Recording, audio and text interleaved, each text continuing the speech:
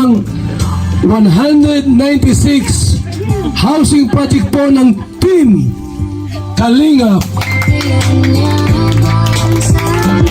Hello mga Kalingap! Welcome back to my YouTube channel. Today's vlog guys, reactionan ko po ang pinabahayan po ni Kuya Bal Santos Matubang na si Mary Joy po na nag-iisa po sa buhay ngayon. So ayan, bago ang lahat, magandang araw po sa inyong lahat, saan man dako kayo ng mundo naroroon. At mega love shoutout po kay Kuya Bal Santos Matubang, Ate Edna Vlogs at kay Kalingap Rab at sa buong Team Kalingap, sa ating mga masisipag na scouters dyan ay mega love shoutout po sa inyong lahat at mag-iingat po kayong lahat dyan. So ayan guys, no, panoorin po muna natin tong clip video na kinuha ko po kay Bal Santos Matubang. Sa mga matatanda. Salamat, Kuya.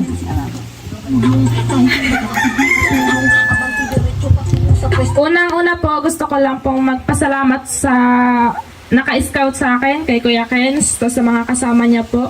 Pangalawa po, sa buong Kalingap, sa gumawa po ng bahay, kay Kuya Kier, kay Kuya Jovin. Salamat po. Salamat din po sa mga walang sawang tumulong sa akin upang mapagawa to. Di ko po talaga to ina-expect. No, napanood nyo po yung clip video na kinuha ko po kay Bal Santos Matubang. Sa hindi pa po nakapanood nyan, yung full video po nyan ay pakipuntahan po ang main channel ni Bal Santos Matubang at diyan po mapanood nyo po ang ribbon cutting sa pabahay po ni Mary Joy. Si Mary Joy po ay isang batang nasa high school ngayon at grade 11 na po ata siya. Ayan. So, kahit na po wala yung kanyang mga magulang, so makabilang buhay na po ay nagiging matatag po si Mary Joy sa hamon ng buhay. Kahit na po nag-iisa lang po siya sa bahay na iyon. So, maraming salamat po sa Team Kalingap, kay Kuya Bal Santos Matubang dahil natulungan niya po si Mary Joy. At ayun po ay nagkaroon po siya ng panibagong buhay, panibagong bahay. Ayan, nagkaroon po siya ng motivation po sa buhay at patuloy siya lumalaban kahit na po siya po ay nag-iisa sa buhay. So maraming salamat din kay Kuya Kins. Ayan, si Kuya Kins po ang nag-scout po dyan kay Mary Joy at ayun nga, natulungan po nila Kuya Bal Santos Matubang at napagawan po siya ng bahay. So ayan, nakakalungkot no na nag-iisa sa buhay.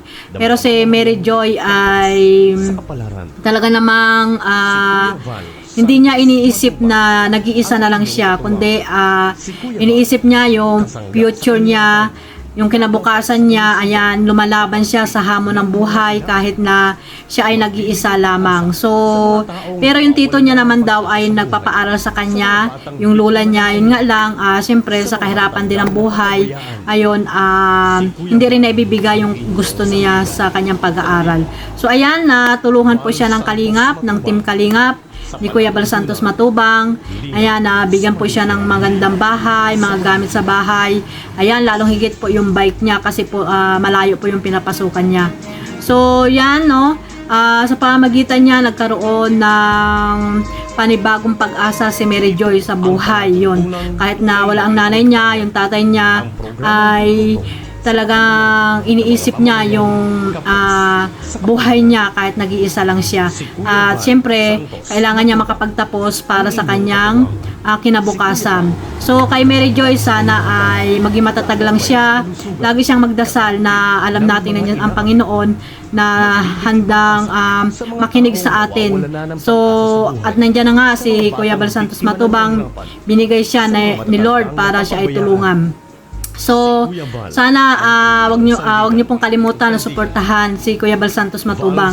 Lagi niyo po panoorin ang kanyang mga charity vlog para po mas marami pa po siyang matulungan sa nangangailangan diyan sa Pilipinas. So, ayan guys, no, maraming salamat sa inyong panood dito sa vlog kong ito at sana ay si Mary Joy ay bigyan pa ng malakas na katawan at magkaroon siya ng maraming kaibigan para nalilibang din siya sa kanyang pang-araw-araw na ginagawa at sana ay maging huwaran siya ng ibang mga kabataan lalo na sa mga walang mga magulang sa ngayon.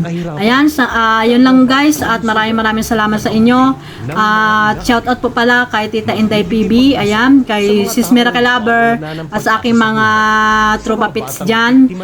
Shoutout sa lahat, sa aking mga kaibigan dyan. Shoutout po sa inyo lahat. God bless us all. Mabuhay po tayong lahat. Bye-bye. Santos Matubang.